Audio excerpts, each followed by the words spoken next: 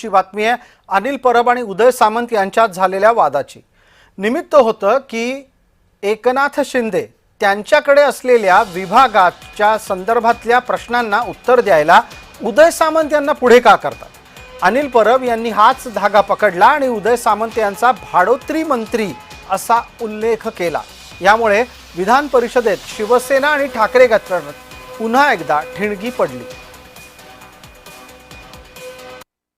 मुख्यमंत्र्यांकडे ही जबाबदारी अधिवेशन चालवायची आणि आपण त्याचे एक्झिक्युटिव्ह आहात की हे सभागृह व्यवस्थित चालवण्याची।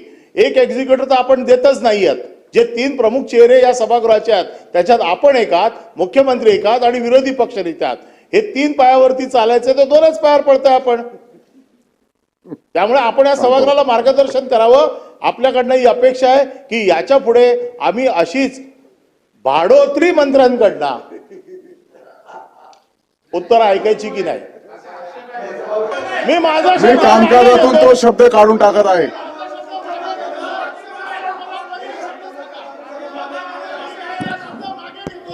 शब्द मागे घेतलेला आहे आणि मी देखील कामकाजातून काढून टाकलेला आहे। आपण जरा बसा, आपण बसा। या संदर्भामध्ये माननीय उपमुख्यमंत्री महोदयांनी पत्रव्यवहार हा विधानमंडळाशी केलेला आहे। गेल्या काही अधिवेशनामध्ये बघतो नगर विकास खात्याचं उत्तर आलं, प्रश्न आला की उदय सामंत उभे राहतात। आम्हाला प्रश्न पडलाय की नगर विकास मंत्री नक्की कोण आहेत, उदय सामंत आहेत का काय, आणि त्यांची उत्तर देण्याची त्याला तोड नाही, म्हणजे कुठल्या खात्यावर उत्तर देतात म्हणून त्यांना सगळ्या खात्याचा एक वेळ असं करा, सगळ्या खात्याच्या मंत्रिपदाची उत्तरं द्यायची विधान परिषदेमध्ये त्यांना अधिकार देऊन टाका तरी आमची हरकत नाही। पण हे चुकीचे पायंडा पडतोय, याच्यावर आपण रुलिंग द्यावं, सभापती म्हणून द्यावं, नियमानुसार द्यावं, एवढीच आमची विनंती आहे। या निमित्तानं आपण आता चर्चेसाठी आमचे सहकारी प्रतिनिधी कुणाल भोईटे यांच्यापर्यंत जातोय। कुणाल, माझा आवाज आपल्यापर्यंत येत असेल तर आपण पटकन सांगा की ज्या पद्धतीने एखादा आक्षेपार्ह शब्द सभागृहामध्ये वापरला जातो आणि त्यानंतर तो कामकाजातून काढून टाकलाय असं म्हटलं जातं, पण आजच्या डिजिटल युगामध्ये तुम्हाला वाटतं हे कामकाजातून शब्द काढून टाकणं याचा काही फरक पडतो? कारण आज ज्या हेतून खऱ्या पद्धतीनं शब्दशः भाडोत्री मंत्री असा उल्लेख केला गेला तो सगळ्या डिजिटल माध्यमांवर उपलब्ध आहे। भलेही सभापती म्हणत असतील की हे आम्ही कामकाजातून काढून टाकलं तरी ते डिजिटल युगामध्ये अजरामर झालेलं आहे।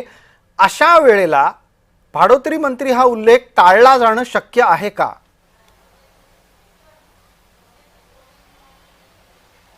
प्रसाद सर, एकंदरीत हे राज्याचं सर्वोच्च म्हणजे वरच्या सभागृह म्हणून याला ओळखलं जातं आणि या सभागृहामध्ये अशा प्रकारे वक्तव्य करणं आणि ते सुद्धा ऑन रेकॉर्ड करणं, ऑन रेकॉर्ड यासाठी म्हणतोय कारण याची सगळीकडे व्हिडिओ जे आहेत त्या व्हायरल झालेल्या आहेत। जरी पटलावरून हा शब्द सभापती महोदयांनी जरी काढून टाकला असला तरी सुद्धा हा सगळ्यांच्याच बघण्यात ऐकण्यात येणार आहे येत्या काळामध्ये।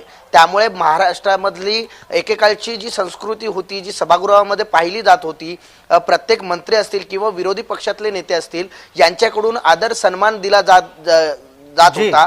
मात्र आता मागील अनेक अधिवेशनांमध्ये हे एक चित्र पाहायला मिळतंय जे शशिकांत शिंदेंनी देखील बोलून दाखवलेलं आहे की ज्यावेळेस नगर विकास खात्याचा म्हणजे उपमुख्यमंत्री एकनाथ शिंदे यांच्या खात्याचं प्रश्न उत्तराची जबाबदारी येते त्यावेळेस मात्र मंत्री उदय सामंत हे उभे राहतात। बिलकुल, मला कुणाल अगदी एका महत्त्वाच्या मुद्द्यावर तुम्ही ही चर्चा आणली त्याबद्दल धन्यवाद। मला पटकन तुम्हाला असंच विचारायचं आहे की एकनाथ शिंदे यांनी एका लेखी पत्राद्वारे कळवलंय विधानमंडळाला की त्यांच्या विभागाची उत्तरं देण्यासाठी अ ब क अशा पद्धतीच्या जबाबदाऱ्या त्यांनी वाटून दिल्यात। काय नक्की अडचण आहे?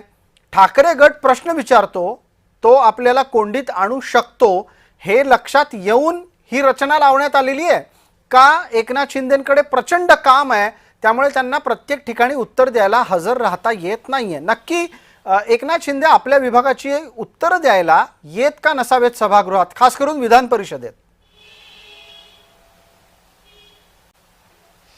विधान परिषदेमध्ये येणं हे स्वाभाविक आहे कारण प्रत्येक ज्या खात्याची प्रश्न उत्तरं असतात त्या खात्याचे मंत्री त्या ठिकाणी उपस्थित असणं गरजेचं आहे। ते जर नसतील तर राज्यमंत्री उपस्थित असणं गरजेचं आहे. आज राज्यमंत्री उपस्थित नव्हते सभागृहामध्ये, याचं कारण स्पष्टपणे सांगण्यात आलेलं होतं की राज्यमंत्री हे खालच्या सभागृहामध्ये कामकाजामध्ये अडकलेले आहेत. मात्र नगर विकास मंत्री हे कोणत्या कामामध्ये होते हा प्रश्नचिन्ह पुन्हा एकदा ठाकरे गटाकडून विचारण्यात आला. त्यानंतर शशिकांत शिंदे यांनी म्हटलेलं एक वाक्य महत्वाचं आहे. त्यांचं असं म्हणणं आहे की आम्ही नगरविकास मंत्री आहेत कोण हेही आम्हाला माहीत नाहीये, किंवा नगरविकास खात्याचे मंत्री हे आमच्या प्रश्नांना उत्तर देऊ शकतात की नाही हे सुद्धा आम्हाला प्रश्नचिन्ह पडतो. त्यामुळे अशा प्रकारची चर्चा ज्यावेळेस वरच्या सभागृहामध्ये होत असेल तर निश्चितच हे जी कुणाल एक पटकन फार छोटा वाईट आहे, छोटा कारण मुद्दा घेतो, अगदी छोटा, पटकन, वेळेची मर्यादा आहे, तुम्हाला अगदी थोडक्यामध्ये 1 मिनिटामध्ये उत्तर द्यायचं आहे. जो आज वाद झाला ज्यात एकनाथ शिंदे यांच्या विश्वासू असलेल्या मंत्र्याला म्हणजे उदय सामंतांना भाडोत्री म्हटलं गेलं, त्यानंतर तरी एकनाथ शिंदे स्वतः उत्तर द्यायला येतील का? जी व्यवस्था लावली आहे तीच चालू राहील?